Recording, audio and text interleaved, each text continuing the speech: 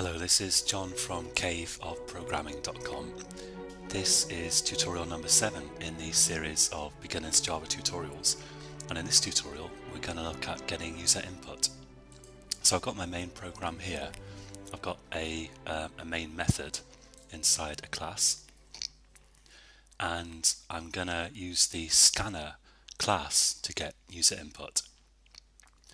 Now the scanner class looks like this. So you've already seen the string class. This is scanner, and I'm going to create a variable that can refer to an object of type scanner. So I'm going to call it input. So input is an arbitrary variable name. I could call that anything I like. I could call it nut if I wanted to. It makes no difference. But I'll call this input.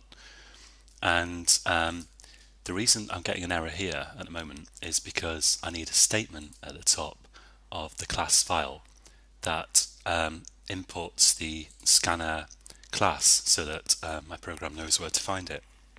And I can either type that myself or I can get Eclipse to do it for me. I could click on this icon here and go to import scanner, or my favorite shortcut, I could press Control Shift and O, and Eclipse will add all necessary imports for me. So I've got this import statement here, which must be the first line in your file, except that you could have a package statement on the first line, but we'll look at that in the future. Okay, so I've got a variable here, but I haven't actually got a scanner object. This doesn't actually refer to anything. So I'm going to type here new scanner system.in. And don't worry about this syntax if it's new to you, because we will examine it in more detail later on. But basically what I'm doing here is I'm creating a new scanner object and I'm passing it the standard predefined system.in input stream object. But for the moment I'd suggest just practice typing this.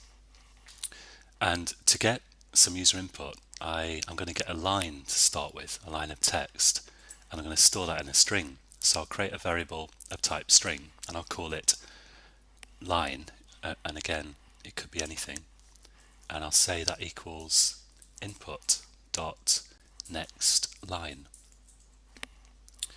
And here I'm going to add a prompt. A prompt is just some text that asks the user to do something. So I'm going to say system.out.println, enter a line of text.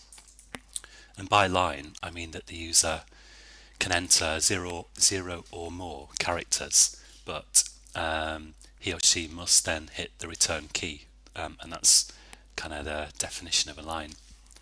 And once I've got the line, I'm going to say sysout, control space, you entered line. So I'm going to tell them what they entered. So at this here, I'm just creating the scanner object, then I'm saying enter a line of text, and then at this point here I'm actually going to wait for them to enter a line. And just to make this clearer, what I'm going to do is I'm going to put some comments in here.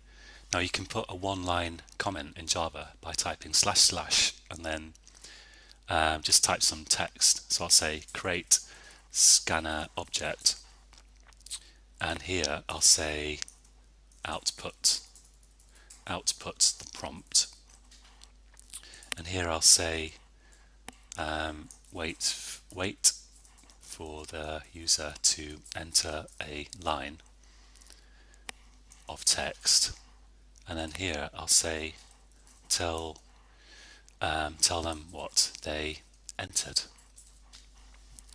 So I'll run this program and it says enter a line of text, and I can enter anything here. My name is John. You entered, my name is John.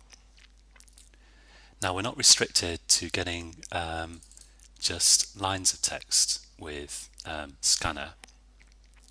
For example, I could get a number. I could say enter an integer, which means a whole number, and I could say instead of string line, here I put to wait for the user to enter something. And here, instead of string line, I'll say int value, and I'll say input.next int, next int. And if you type the first few letters of something in Eclipse and press Control Space, you get this autocomplete pop up, and you can scroll between different defaults with the arrow keys or the mouse, and you can accept a suggestion by pressing enter, which is really handy. Sometimes you need to get rid of extra brackets if you've already typed some. Okay, and here I'll say you entered value, and if I run that, enter an integer 88, you entered 88. This program unfortunately isn't very robust, because if I run it and I enter letters instead of an integer, it will crash. But at least it has crashed in a controlled way by throwing something called an exception, which we'll look at in future. And I can also get a floating point value. I could say enter a floating point value. In other words, a fractional value with a decimal point, and I can say double value equals input dot next double, and I can say you entered value again. There's a little complication here, because if you're in the UK or the USA, for floating point values you'll be used to typing things like 77.4. But if you are in somewhere in Europe outside the UK, you will be used to using a comma instead. So you'll say 77,4. And I'm using actually a Dutch version of Windows here. So if I run this program, I have to enter, for example, 5,6. But if you're in the UK or the US, this is going to be 5.6. And then when I hit return, it's actually telling me what I entered in UK US format. Okay, that's all for this tutorial, just about.